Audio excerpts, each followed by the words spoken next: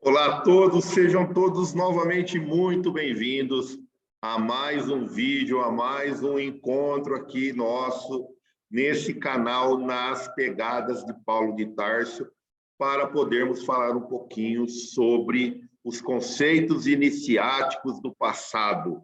Muito interessante, lembrando sempre que o projeto Nas Pegadas de Paulo de Tarso tem duas vertentes: projeto de escola continuada, que é esse estudo das escolas iniciáticas do passado. Lembrando que nesse ano estamos estudando o primeiro módulo, que vai falar sobre o Egito Antigo.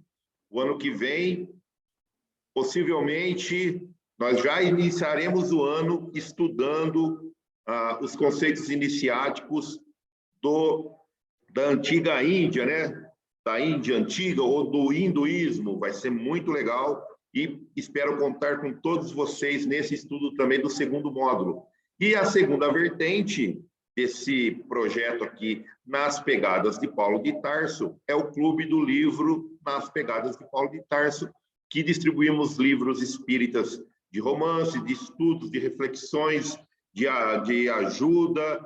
E no link aqui desse vídeo estaremos colocando o formulário ali para poder fazer inscrição. Se a pessoa que quiser fazer parte desse clube, a mensalidade é bem barata, fazemos de uma forma acessível para que aqueles que são associados ao Clube do Livro tenham a cada mês um livro novo, trazendo algumas reflexões sobre conceitos espiritualistas, espiritistas, espirituais, que nos auxiliem na nossa vivência prática aqui nos nossos dia a dia. Muito bem, estamos estudando o livro Caibaro. Para quem aqui está chegando pela primeira vez, também vou adicionar aqui na descrição desse vídeo os links dos outros vídeos que nós já fizemos sobre o livro O Caibalion, que é esse livrinho aqui, verdinho, muito bem. Nós estamos estudando o capítulo desse vídeo, é o capítulo 12 do livro, que vai falar sobre o princípio da causalidade. Teremos, então, mais 2 vídeos, mais 3 capítulos desse livro para terminar, mas teremos mais 2 vídeos, mais 2 encontros para falarmos sobre o princípio do gênero e também sobre alguns axiomas que está no último capítulo desse livrinho aqui. A intenção é continuarmos esse ano estudando ainda os princípios herméticos e utilizaremos esse livro aqui, a Tábua Esmeralda. Esse será a base dos nossos próximos encontros depois que finalizarmos o livro O Caibalion. Então, esse ano ainda estaremos estudando os conceitos herméticos. Veremos que alguns desses conceitos da Tábua Esmeralda também está contido aqui no Caibalion. Vai ser muito interessante a gente aprofundar também esses estudos para fecharmos esse primeiro módulo desse ano e falarmos sobre os princípios herméticos ou os conceitos do Antigo Egito, dessa escola iniciática. Muito bem, vamos então partir para os estudos e os conceitos desse vídeo, desse encontro, que vai falar um pouquinho sobre esse capítulo Causalidade. O projeto de escola continuada, escolas iniciáticas do passado, e o nosso tema é o Egito Antigo.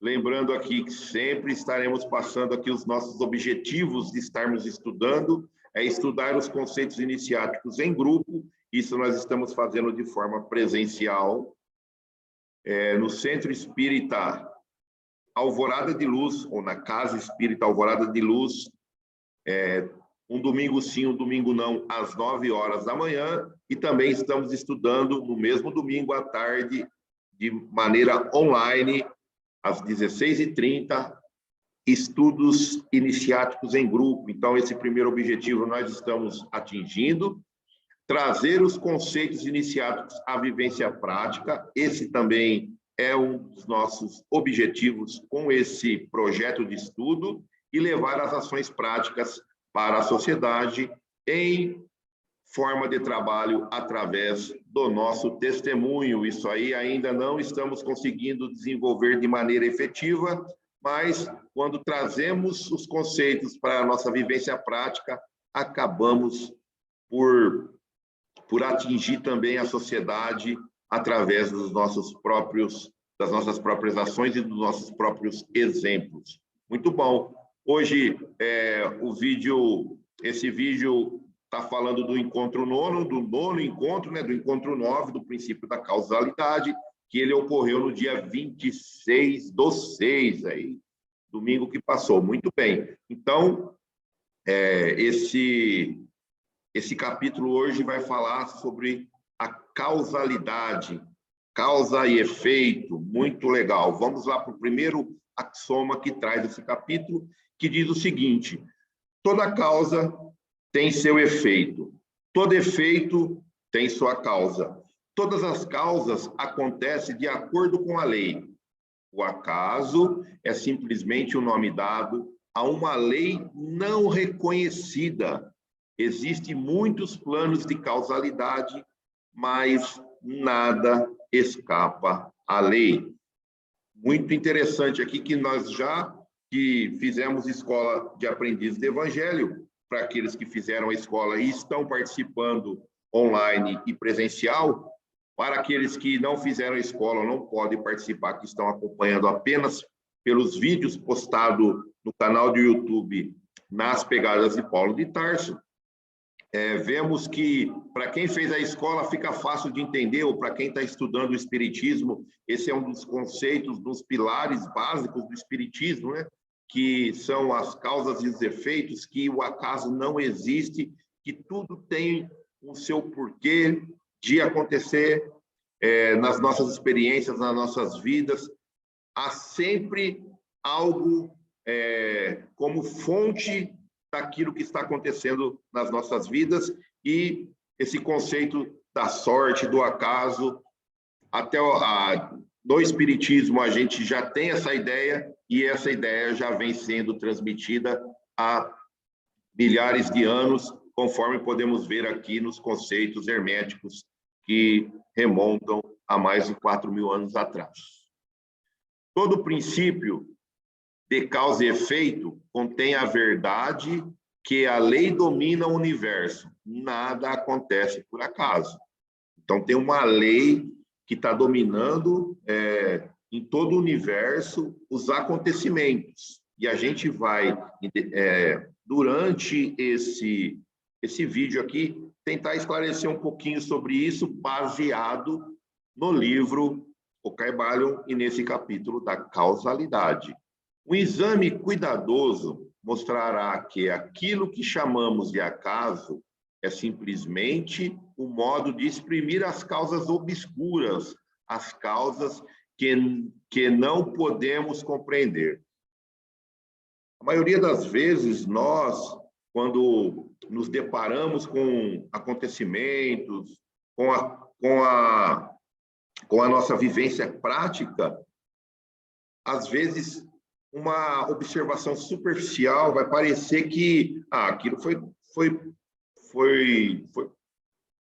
custa do acaso, aquilo aconteceu em decorrência de uma fatalidade, aquilo aconteceu porque tinha que acontecer de alguma maneira, e a gente não consegue entender o que vem por trás daquilo, quais são as causas daquele acontecimento. E quando a gente não consegue explicar as causas, não consegue entender, pela nossa limitação também, o que acontece?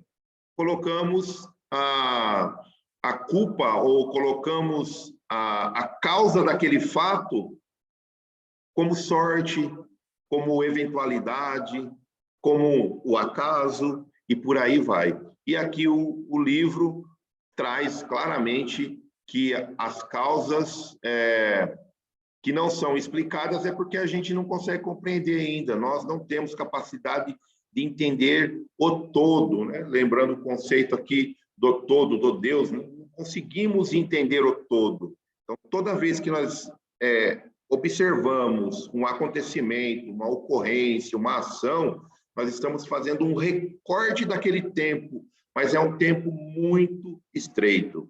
Lembrando sempre que nós não conhecemos o tempo do todo, e aí fica difícil da gente conseguir interpretar as causas daquele acontecimento de maneira lógica. E esse capítulo vai nos mostrar isso com alguns exemplos no decorrer aqui das nossas reflexões. Então, ele já começa dando um exemplo no livro, falando sobre os dados. Então, muitas vezes a gente fala que é pegar o dado e jogar, ele vai na sorte, porque o acaso vai deixando ele ali, dando número, né? A gente lembra bem nos cassinos, né, que joga o dado e cada hora dá um número, e aí se considera a sorte. O livro nos traz o seguinte: se nós pegarmos o dado, observarmos realmente a posição que ele está sendo lançado, né, a caída desse dado, o lançamento que a gente vai jogar os dados, né? Se a gente observar qual é a posição dos dados, se nós conseguirmos calcular qual é a nossa força, como que o dado cai na mesa, como que ele rola e etc., todas as circunstâncias antes de jogarmos o dado, se nós observarmos exatamente, ele sempre cairá nos mesmos números. Olha que interessante. Por quê? Porque não tem um acaso. Então, o que acontece quando não cai no mesmo número é porque nós estamos jogando o dado de maneiras diferentes. Então, a causa de dar aquele número não é a mesma. Não sei se está ficando claro, mas vai ficar mais claro ainda. Quando a gente vai jogando esse dado, ele vai caindo em números diferentes, porque nós não estamos lançando ele na mesma forma, na mesma posição, ele não está caindo na mesa do mesmo jeito e nem está rolando na mesa do mesmo jeito para cair nesse número. Ele também aqui no livro, esses autores, os três iniciados, eles trazem o lançamento da moeda como exemplo. Então, se nós lançarmos a moeda, ele vai cair uma hora cara, uma hora coroa, uma hora cara, uma hora coroa, e às vezes ele pode só cair cara, e a gente achar que tá por acaso, é sempre isso, mas quanto mais a gente lançar, veremos que a proporcionalidade, né, de como a moeda vai caindo na mesa, vai ficar meio que estabilizada. Vai ser 50% de um, 50% de outro. Então, a quantidade também que a gente faz aquele movimento, ele também afeta aí no efeito da causa que é lançar a moeda. É muito interessante essas observações, tanto do dado como da moeda, porque também ela refletirá o mesmo resultado se nós jogarmos do mesmo jeito, do mesma coisa com o dado. Então, se eu colocar a moeda na minha mão, na mesma posição, lançar ela com a mesma força, ela quicar na mesa ou aonde quer que seja que ela for cair da mesma forma, ela sempre vai dar o mesmo resultado. Então, ela só muda o resultado por quê? Porque eu vou lançando ela de maneiras diferentes, eu coloco forças desproporcionais, uma hora eu lanço com a cara para baixo, outra hora eu lanço com a cara para cima e assim sucessivamente. Eu acho que esses dois exemplos ficam muito claro que o acaso, né, a causalidade, ela sempre vai ter uma origem. Então, o acaso não existe, a sorte não existe, os jogos de sorte, teoricamente, ele não existe, ele sempre tem uma teoria por trás. E se nós pegarmos aqui as nossas loterias que temos no nosso Brasil aqui, as casas lotéricas, as casas de aposta, ela também tem uma teoria por trás para poder fazer o lançamento. Então, não existe a sorte, aquela pessoa ganhou na loteria porque ela teve sorte. Não, algum acontecimento previa isso em decorrência de alguma causa primária que nós desconhecemos.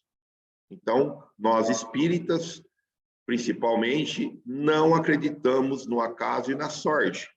Por isso mesmo que falamos para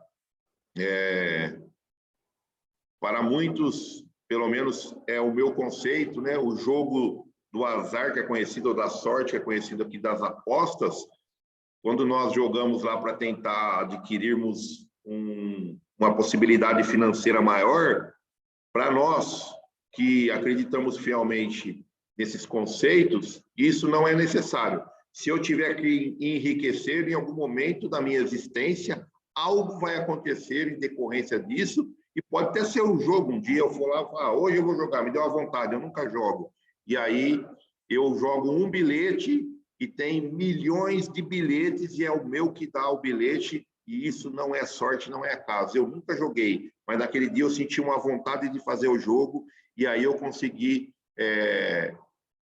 arrecadar esse dinheiro, ter mais possibilidades financeiras. Para quem tem esse conceito, né, que há uma causa, que há um porquê de tudo, então isso fica mais fácil para a nossa vivência. Nós não nos desesperamos com os acontecimentos e não nos alegramos muito também com os acontecimentos bons e nem nos desesperamos com os acontecimentos que nós interpretamos que não seja bom.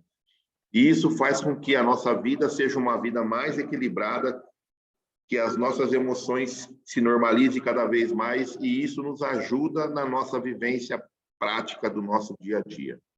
Vamos em frente. Sempre há uma causa e um porquê para todos os acontecimentos. Nada acontece sem uma causa ou uma cadeia de causas. Agora aqui a gente vai aprofundar um pouquinho mais. Até agora eu estava falando apenas de uma causa. Agora nós estamos falando de uma cadeia de causas. Então o livro vem trazendo para nós que às vezes não é um acontecimento, e sim uma cadeia de acontecimentos, de causas para chegarmos hoje nesse acontecimento que está havendo agora, o que está ocorrendo nas nossas vidas. Então, podemos pegar um exemplo, uma doença que está no nosso corpo físico. Às vezes, ela é decorrência de várias, né, de uma cadeia de causas, de acontecimentos que foram vindo, e agora ele somatizou no nosso corpo físico em forma de uma doença. Então, ele vem, às vezes, através do tempo, no nosso perispírito, acumulando aquela energia. Muitas vezes nós demos o gatilhos nessa existência, através dos nossos sentimentos, que são ao contrário do amor, e aí ele somatiza no nosso corpo físico e acaba virando uma doença. E isso é uma cadeia de causas, como um exemplo. Muita confusão houve nas mentes de pessoas que consideraram este princípio, porque não eram capazes de explicar como uma coisa poderia causar outra coisa, isto é, ser a criadora da segunda coisa. Era o que nós já estamos falando desde o início.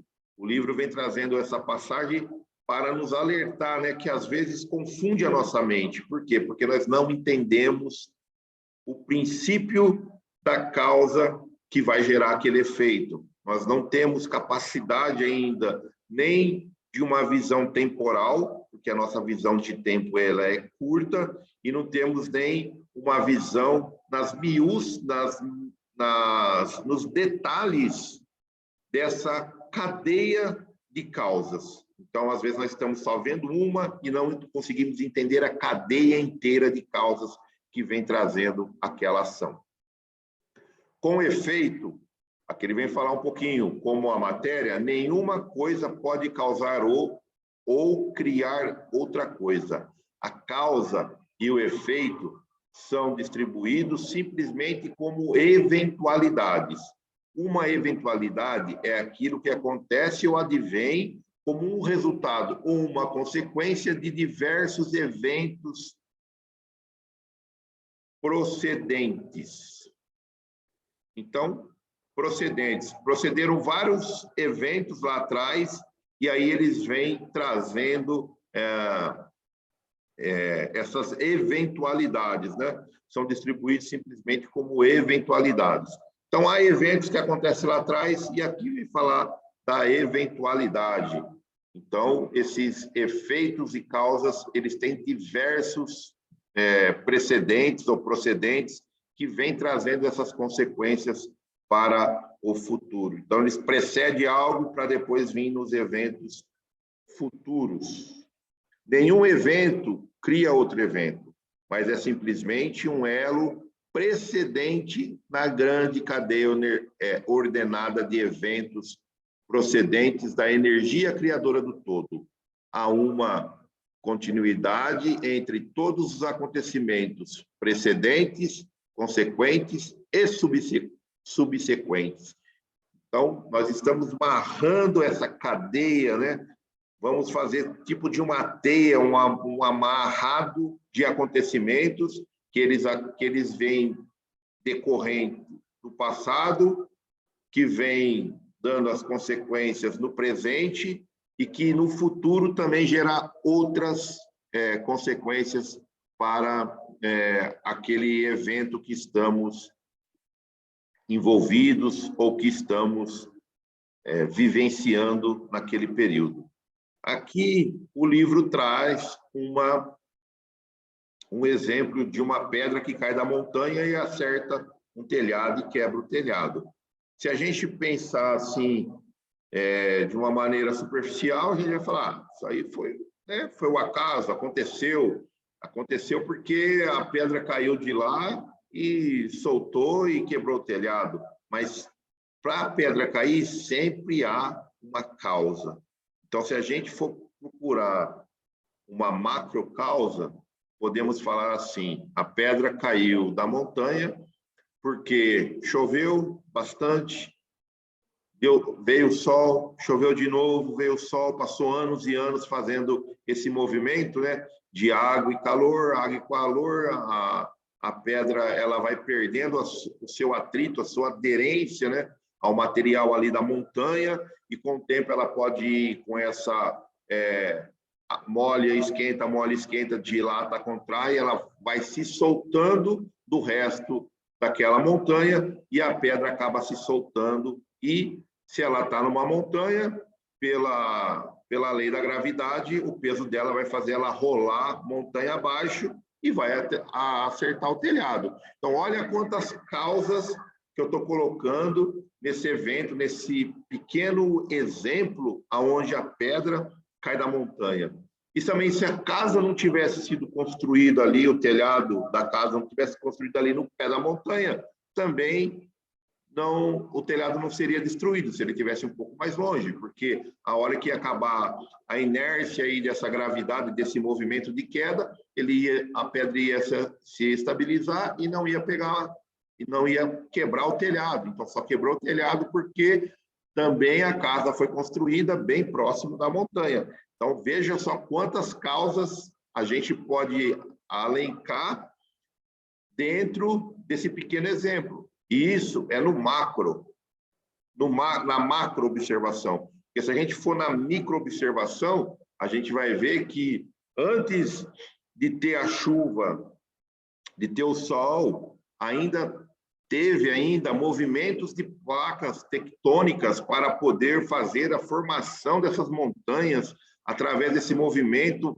onde as placas se colidem e faz subir as montanhas. Para quem gosta de estudar, isso aí pode buscar informações sobre isso, que é como se formam as montanhas, né? As placas vão se pressionando uma contra a outra e elas vão subindo. Isso demora bilhões de anos, bilhares de anos, e aí a gente vai passar a causa micro, né? A micro-observação desse exemplo aí da pedra caindo e vendo as causalidades desse evento. Veja como que é bem complexo e cada vez vai ficando mais complexo até a gente poder não conseguir mais entender isso e visualizar isso de uma maneira racional, ou que a gente tenha a percepção desses eventos. Logo, nós envolveríamos em uma rede de acontecimento. É isso que nós estamos falando. Causa e efeitos de cujas malhas intrincadas não nos poderiam desembaraçar. Então, vocês vão vendo a rede de acontecimentos, ou, como foi dito ali para trás, que são vamos buscar aqui o termo certo, a cadeia das causas. Então, uma cadeia de causas ou a rede de acontecimentos, elas vão sendo tão intrincadas, elas vão ficando tão densas, que aí fica muito difícil a gente poder entender para desembaraçar isso e poder entender todas as causas. De novo, nós somos bem limitados para isso. E o livro nos alerta quanto a isso. E aí ele vem trazer um exemplo de nós mesmos, né? O livro fala assim, um homem tem 2 pais. Consequentemente, se ele tem 2 pais, ele vai ter 4 avós, 8 bisavós, 16 trisavós, e assim por diante. Até que, em 40 gerações, calcula-se o número dos avós remontarem a muitos milhares. Então, vai ser mais de 1000, né? Quando a gente for fazendo esse remonte, porque essa conta ela vai sendo meio ela não é linear, né? Ela é exponencial. Então, quando a gente vai fazendo essa conta exponencial, cada vez vai subindo mais até chegar nas 40 gerações, mais de milhares. E aí você imagina, se a gente está falando de algo, de uma hereditariedade que pode ser passada, né? De pai para filho, de filho para pai, e assim sucessivamente, quantas mudanças vai tendo essa genética, essa herança que a gente vem trazendo dentro de nós, no nosso meio de comunicação, né? Do meio do espírito de se comunicar, que é o nosso corpo físico. Assim, é com o número de causas que se ocultam sobre o mais trivial acontecimento ou fenômeno, tal como a passagem de uma delgada fuligem pelos nossos olhos. Olha só, o livro, ele nos traz um exemplo aqui, como que vai ficando complexo se a gente for pensar na nossa ascendência, né? Se a gente pensar na nossa ascendência, então, meu avô veio da Itália, minha avó veio da Itália, são 2, meu avô e minha avó, e meu bisavô já são 4, pai do meu avô e mãe do meu avô, pai da minha avó e mãe da minha avó, e assim sucessivamente. Então, como que vai complicando? E ele vem falando que, para as causas, também eles vão se ocultando por causa desse número, que às vezes vai vindo nessa malha de acontecimentos, ou nessa cadeia, né, de causas, fica difícil da gente poder ver. E ele dá o exemplo da fuligem. Então, a fuligem, né, se a gente for pensar no fuligem, né, que ele vem nos nossos olhos, o que aconteceu para trás da fuligem, para ela virar uma fuligem? Então, às vezes, é uma árvore que é ancestral, que teve uma semente, que teve que cair para ela crescer, aí essa árvore pegou fogo, aí, em decorrência do fogo, veio... ela se elevou na atmosfera, veio o vento para trazer a fuligem, veio nos nossos olhos, e qual que é a consequência da fuligem nos nossos olhos? Pode dar de efeito dessa causa da fuligem estar nos nossos olhos. Quais são os acontecimentos que vão dali para frente, da hora que ele chegou nos meus olhos, quais são os acontecimentos que ocorrerão? Então, a gente vê que essa malha, que essa rede, que essa cadeia de acontecimentos, elas são muito intrínsecas. E isso fica difícil para a gente poder ver, baseado só no número dos nossos avós em 40 gerações. Muito bom. E o verdadeiro ato de escrever, que ele vem dar outro exemplo. Então, é o autor do livro dando o exemplo. E o verdadeiro ato de escrever da nossa parte, e o ato de ler da vossa parte, poderá não só afetar as respectivas vidas, nossas e vossas, mas também poderá ter uma influência direta ou indireta sobre muitas outras pessoas que agora vivem e que viverão nas idades futuras. Então, se a gente lembrar que esse livro aqui, o Caibalion, ele é de 1908, 12, nessa minha versão aqui, pelo menos está 12, uns falam 8. Aqui está falando que a primeira edição é de 1912, mas eles falam também, eu ouvi muitas pessoas falar que é de 1908, Mas não importa, nós estamos falando de mais de 100 anos. Quantas pessoas leram esse livro e, ao ler esse livro, tiveram as ideias, mudaram a vida, e a mudança da vida daquelas pessoas, mudaram a vida das outras pessoas que viveram com ela. Olham só a cadeia de acontecimentos que uma ação, que é de escrever o livro, pode gerar em várias pessoas. E nós que estamos lendo também, podemos gerar essa ação em várias pessoas. Então, esse vídeo aqui já é uma ação da leitura do Carvalho, que também vai afetar outras pessoas e assim sucessivamente. Esses estudos nossos são muito bacanas por causa disso. Então, quando a gente pensa na causalidade, na causa, né, e o efeito que traz, nós que estamos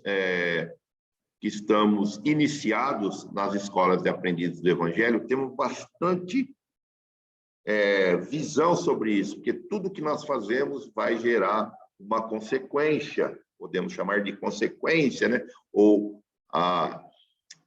o efeito, né? Fizemos a causa, vai ter o efeito. Fizemos algo aqui, vai ter uma consequência. E isso nos permeia em todas as nossas ações, nos nossos sentimentos, e nós que fizemos a iniciação sempre voltamos para nós e refletimos sobre isso, o que a nossa ação pode causar na vida daqueles que estão na nossa volta ou que convivem conosco. E toda a ideia que pensamos, todo ato que fazemos, tem o seu resultado direto ou indireto, que se adapta à grande cadeia de causa e efeito. Então, tudo que a gente faz aqui vai se ajuntar a essa grande cadeia, essa malha de causa e efeito. E aqui o livro vem falar também sobre 2 tópicos, o livre-arbítrio e o determinismo. O livre-arbítrio e o determinismo. É muito interessante ele trazer esses tópicos, porque ele traz uns conceitos um pouquinho diferenciados do que nós vimos e aprendemos, né, na iniciação espiritual, no estudo dos livros espíritas, das obras básicas do espiritismo, de falar de livre-arbítrio, fala que nós todos temos o livre-arbítrio. Mas o livro, ele dá um alerta para a gente. Ele fala assim, nenhum lado da controvérsia é inteiramente verdadeiro. Com efeito, ambos os lados são parcialmente verdadeiros, de acordo com os preceitos herméticos. Então, a gente vai lembrar aqui, se a gente for usar o princípio da polaridade, a gente vai ver que o determinismo e o livre-arbítrio, ele pode estar na mesma escala. Ele pode ser a mesma coisa dentro da mesma escala. Aí vai depender do quê? Da vibração que a gente fizer dentro dessa escala. E aí a gente vai indo para uma polaridade ou para outra polaridade. Os escritores antigos expressam esse assunto assim: a criação que está mais distante do centro é a mais limitada. Quanto mais próximo chega ao centro, tanto mais livre é. Então, quando a gente fala de livre-arbítrio e a gente usar esses conceitos que esses escritores antigos ou esses mestres antigos vêm nos trazendo, o que é o centro? A gente pode entender que o centro é o todo. Então, quanto mais perto do todo, mais livre eu sou. Quanto mais longe do todo, mais longe do centro, menos livre eu sou. E isso fica muito claro, que quando ele vai falar do determinismo e do livre-arbítrio, muitos de nós achamos que estamos fazendo escolhas livres, mas muitas vezes ainda não estamos fazendo escolhas livres. Aparentemente, parecem ser livres.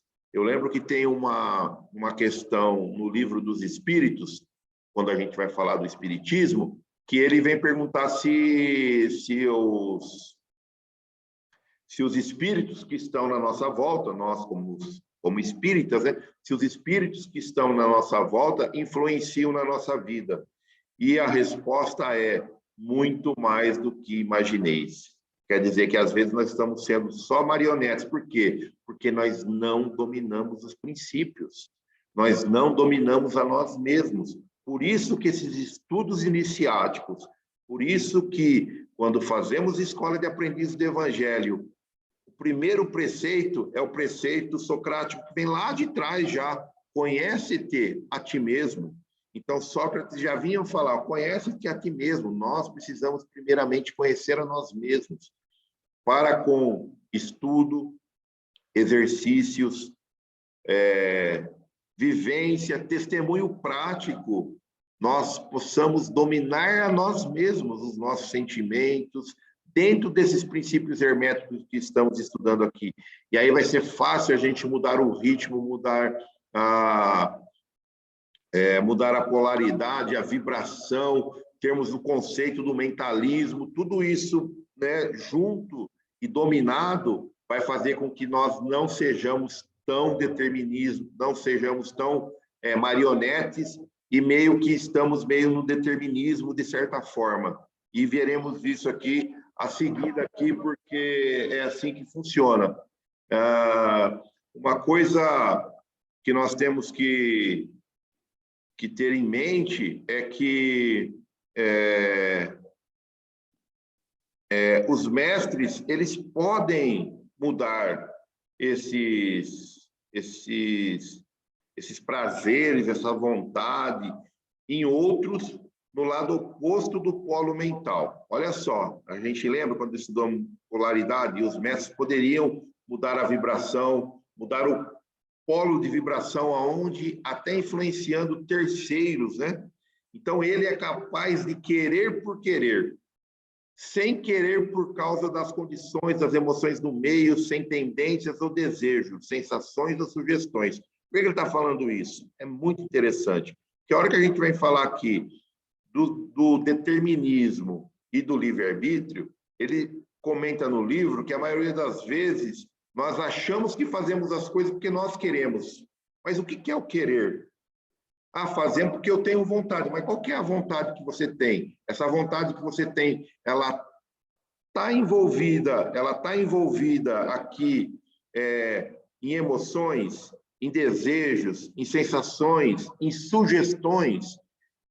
E aí o livro vem falar assim, que a maioria de nós fazemos escolhas por causa disso, desses aspectos, dessas condições.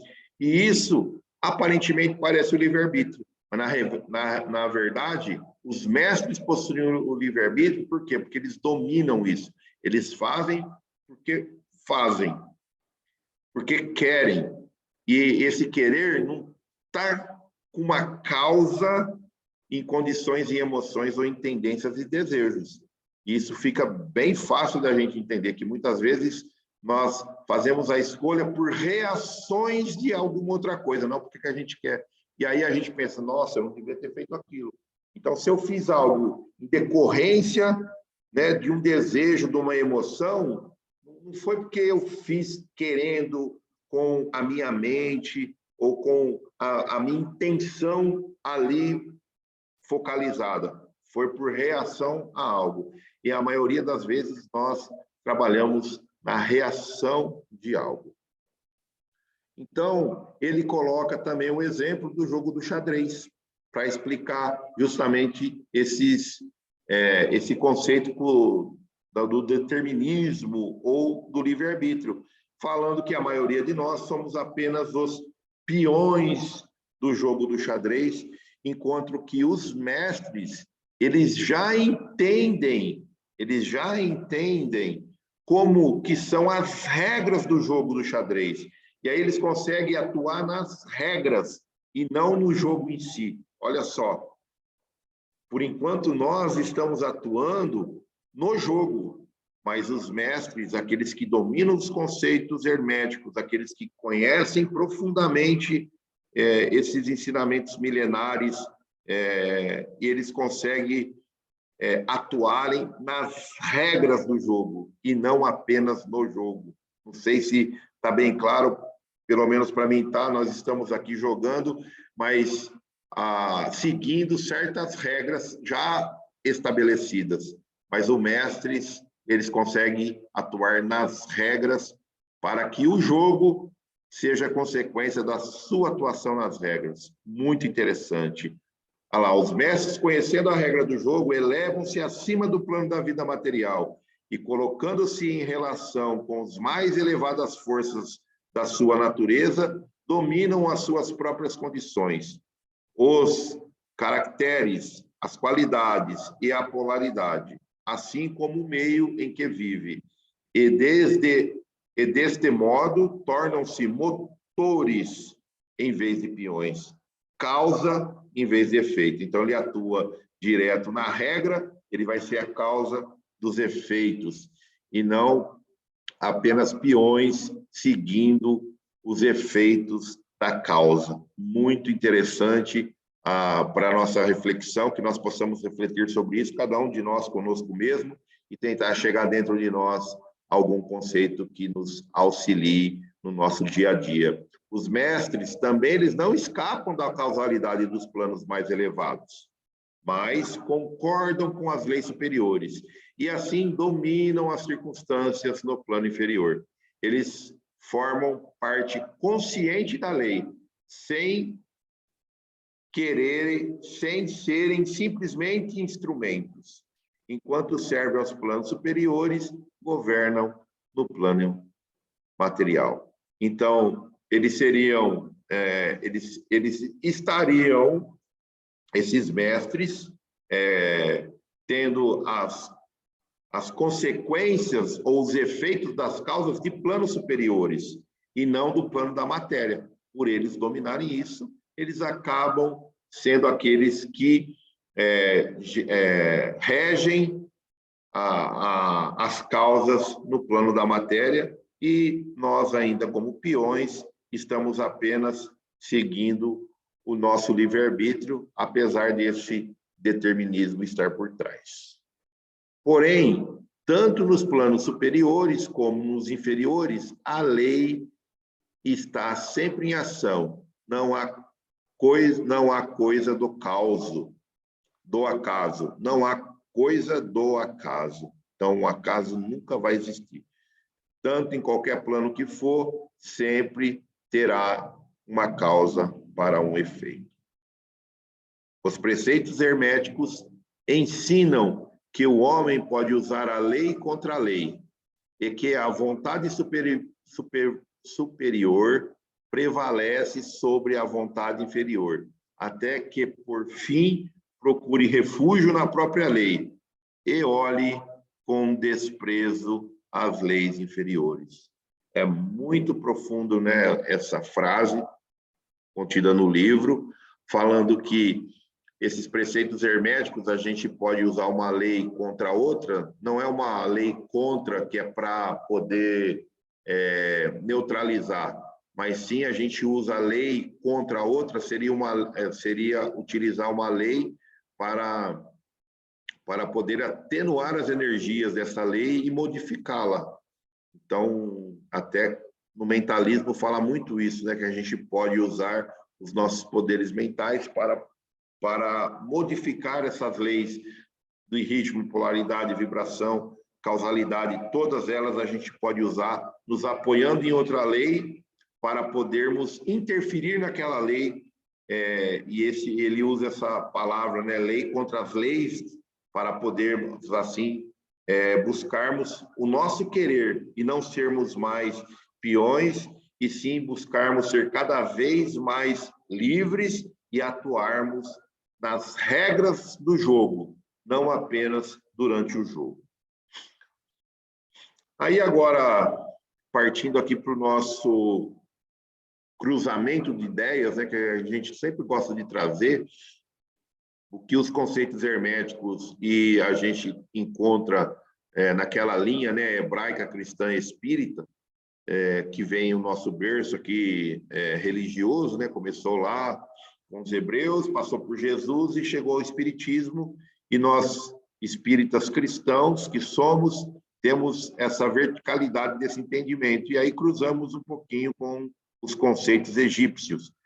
Então, lá em Êxodo 2, capítulo 2, verso 23, diz o seguinte: decorridos muitos dias, morreu o rei do Egito. Os filhos de Israel gemiam sobre a servidão, e por causa dela clamavam, e o seu clamor subiu a Deus. Então, aqui a gente vê muito bem causa e efeito, né? A causa de eu clamar é a servidão, ou dos egípcios, o clamar foi a servidão. Então, a servidão serviu como uma causa, uma alavanca para que os hebreus escravizados, né, na servidão, segundo os conceitos bíblicos, a história hebraica, eles estavam sendo escravizados, e através dessa servidão, que foi a causa, por causa dela clamaram, e o clamor subiu a Deus. Então, aqui a gente vê claramente o conceito da causa e do efeito. Causa, servidão; efeito, o clamor que subiu a Deus. Em segundo livro de Crônicas, no capítulo 21, o verso 7, fala o seguinte: porém o Senhor não quis destruir a casa de Davi por causa da aliança que com ele fizera, segundo a promessa que ele havia feito de dar a ele sempre uma lâmpada e a seus filhos. Então, aqui vemos também, no Velho Testamento, causa e efeito. Então, o Senhor, né, o Deus lá todo-poderoso, o Senhor dos exércitos de Israel, ele não destruiu a casa de Davi. Por quê? Porque tinha uma causa. Qual que era? A aliança que foi feita com ele. Então, o Senhor Deus fez uma aliança com Davi, e mesmo ele errando, por causa dessa aliança, ele não destruiu a casa de Davi. E vemos muito bem aqui causa e efeito. A causa foi a aliança e o efeito, a não destruição da casa de Davi. Muito bem. Agora aqui, já vindo para os cristãos, Novo Testamento, Mateus capítulo 7, o verso 7, é muito conhecido esse versículo, né? Pedi e vos será dado, buscai e encontrareis, bater e será aberto para vós. Então, em alguns lugares pedir e achareis, buscai, ou buscai e achareis, pedir e encontrareis, depende da tradução. E aqui a gente vê exatamente a lei agindo na causa e no efeito. Então, para ser dado para mim, eu tenho que pedir, eu tenho que ter uma causa. Para eu encontrar, eu preciso buscar, tem que ter uma causa. Para que abra alguma coisa, eu preciso ir lá bater, eu tenho que movimentar. Então, aqui já é Jesus, né? Segundo Mateus, Jesus falando que nós temos que movimentar as nossas energias. Então, se eu quero algo, eu preciso fazer por merecer, né? Eu preciso ajudar as energias do universo a me favorecer. E sempre a gente vê uma causa e um efeito. Então, para eu encontrar, segundo esse verso, se eu ficar parado, se eu não ir atrás de nada, eu não vou encontrar. Eu preciso buscar, eu preciso ir, né? Eu preciso me movimentar, ter um movimento, ter uma energia, movimentar a energia para que isso aconteça. E no verso 8, também, em Mateus, né? Pois todo aquele que pede, recebe. Agora vem Jesus falando já o complemento. Qual que foi o efeito, né, daquela causa? Então, aquele que pediu, recebeu. Aquele que buscou, encontra. E aquele que bate, será aberto. E ele está afirmando, né? Então, a gente precisa fazer isso. Ele já veio também trazer já uma consequência aqui a gente consegue ver uma pequena cadeia, uma pequena rede de consequências, de causas já nesses dois versículos. É muito interessante a gente estudar esses conceitos e colocar nas coisas que estão na nossa volta. Às vezes nós estamos, né, em contato com o Evangelho, com a Bíblia, e não percebemos a extensão desses ensinamentos.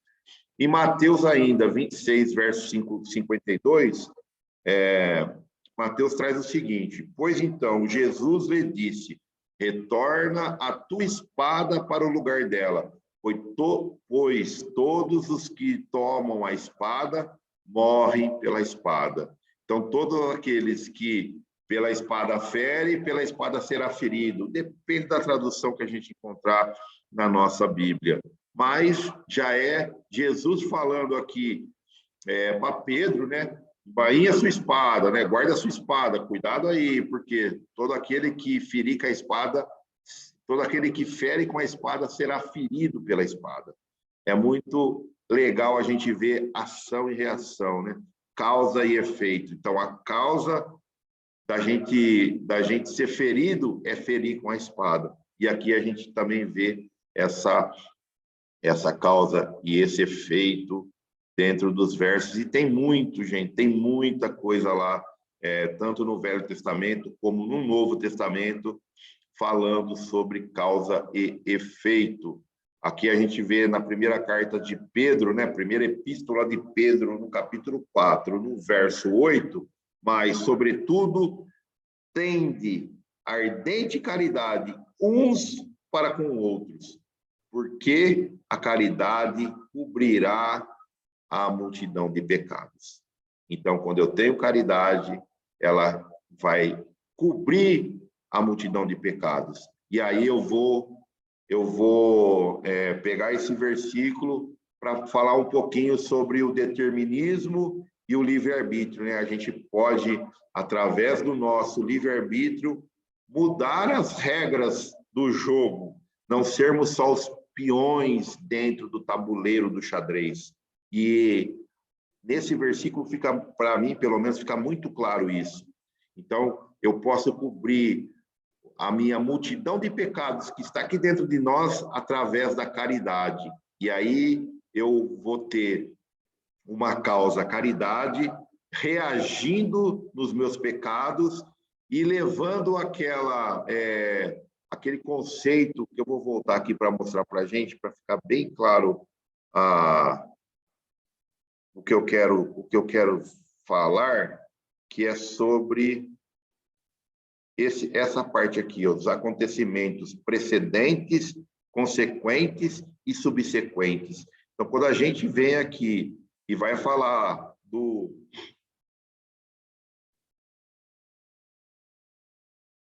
da multidão de pecados, se eu tenho pecados, eu tinha alguma coisa precedente dentro de mim. Aí, a sequência dele, eu posso mudar as regras do jogo através das minhas escolhas, do meu livre-arbítrio. Então, eu vou colocar um pouquinho do meu livre-arbítrio ali, para eu deixar de ser o peão e mudar um pouco do determinismo do efeito da minha causa. E, através disso, eu mudo o subsequente, quer dizer, o futuro. Então, hoje, para quem estuda os conceitos espirituais, os conceitos espiritistas, os conceitos herméticos, os conceitos hindus, todos eles vão falar sobre isso, né? E a gente vai estudar bastante sobre isso no módulo 2, que vai falar sobre o hinduísmo. Vamos estudar muito sobre isso, porque vem de lá, né? O conceito do karma. Então, quando a gente fala de causa e efeito, esse conceito do karma vai tá muito atrelado, mas também vamos usar o conceito do dharma, tanto karma como dharma. Vamos usar esses dois conceitos quando formos estudar as escolas iniciáticas lá da Índia antiga, né, do hinduísmo. Aí nós vamos estudar mais a fundo esses conceitos e veremos que nós podemos agir no nosso karma. E é mais ou menos esse versículo está falando sobre isso, e podemos também usar isso sobre livre-arbítrio versus determinismo, para mudar um pouquinho e deixarmos de ser peões e agirmos nas leis, agirmos nas regras do jogo. E aqui, quando eu faço a caridade, segundo Pedro, na carta de Pedro, inspirada por Jesus, é claro, eu vou cobrir essa multidão de pecado. Muito interessante. Vamos em frente. No Espiritismo aqui, podemos usar a escola de aprendizes, na escola de aprendizes do Evangelho, para todos nós que fizemos escola de aprendizes do Evangelho. A sugestão é relermos a aula 76, que vai falar sobre causa e efeito. Vamos lá reler, estudar ela também, que ela vai fazer um compasso, veremos que vai ter muitas interligações entre o que nós estamos estudando nesse vídeo, estudamos esse encontro, para falarmos sobre causa e efeito. Muito bom. Livro dos Espíritos, questão 964, diz o seguinte, essa é a pergunta, Kardec perguntando, mas será necessário que Deus atente em cada um de nós atos para nos recompensar ou punir? Esses atos não são, na sua maioria, insignificantes para Deus, né? Cara, aí a gente vai lá ler a resposta disso aqui. A sugestão é ler a resposta. O que ele fala sobre esses conceitos. E lá ele está dizendo, vou dar só uma passagem, que existem as leis, e toda vez que nós transgredimos a lei, há um efeito dessa transgressão. Então, a minha ação de transgredir a lei vai ter um efeito dessa lei. E esse efeito não é que Deus está ali nos observando, é porque a lei ela tem uma rede intrincada e todos os acontecimentos são decorrentes dessa lei da causalidade trazido pelos conceitos herméticos escritos aqui no livro O Caibalho. É muito importante a gente ter isso na nossa mente, que todas as nossas ações gerarão outras consequências e assim sucessivamente. Muito interessante. Uma sugestão de leitura aqui é o livro Ação e Reação, psicografia de Chico Xavier, e o espírito André Luiz também vai falar sobre bastante esses conceitos, muitos conceitos aqui que parecem que não tem muito correlação, às vezes, quando a gente lê, né?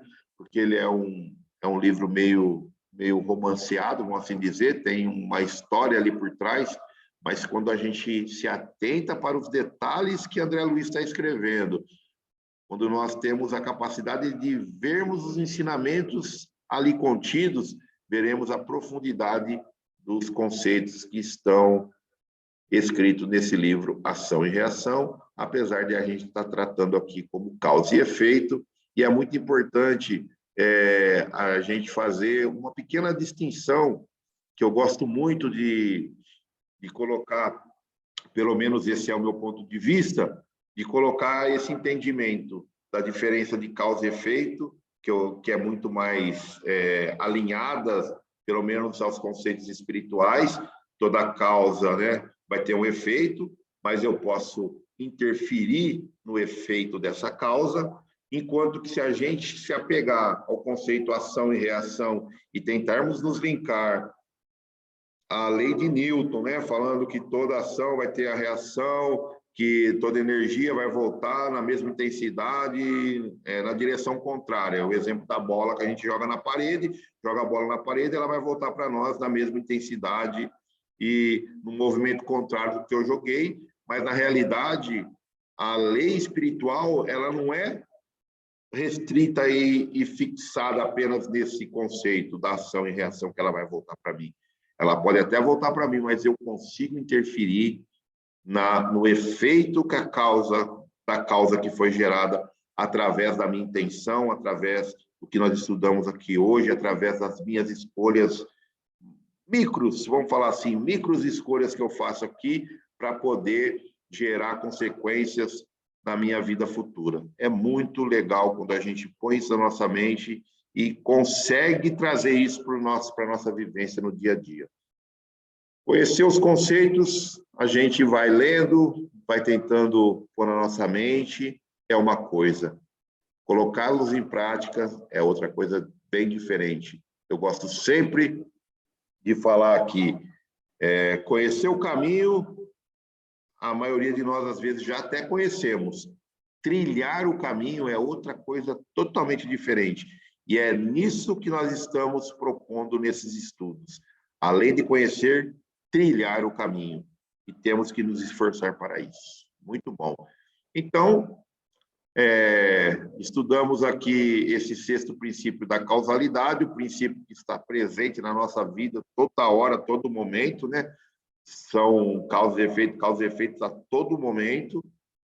a toda hora, e isso fica fácil da gente ver nas nossas vidas, como que as nossas escolhas, elas influenciam no nosso futuro, no nosso presente, e isso fica muito claro. E aqui é o exercício para a gente, que a gente compartilhou no momento dos encontros presenciais e no encontro online.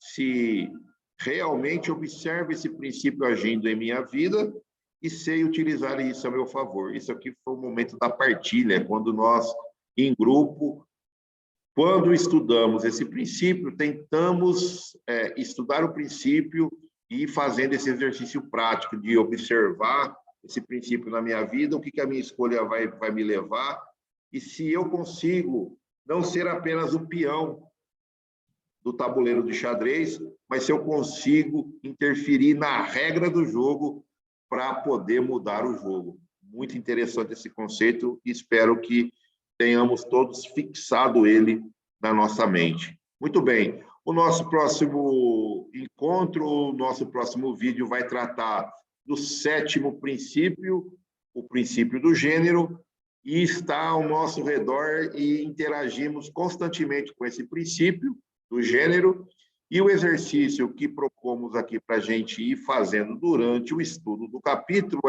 consiga observar as anuências das energias desses princípios, utilizo ambas energias no nosso dia a dia, como que eu estou utilizando essas energias diferentes desses princípios, do princípio do gênero.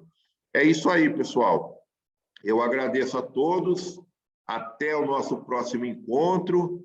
Muito obrigado pela atenção. Espero que os conceitos herméticos, iniciáticos que tratamos aqui nesse vídeo possa ser útil para todos nós, que todos nós possamos, assim, tentarmos trazer isso para a nossa vivência, nos esforçarmos em colocar no nosso dia a dia, e que Jesus sempre, sempre possa abençoar os nossos esforços e que todos nós possamos ficar na paz de Deus. Meu muito obrigado pela atenção, até o próximo encontro, próximo vídeo. Beijão a todos e até mais. Tchau, tchau.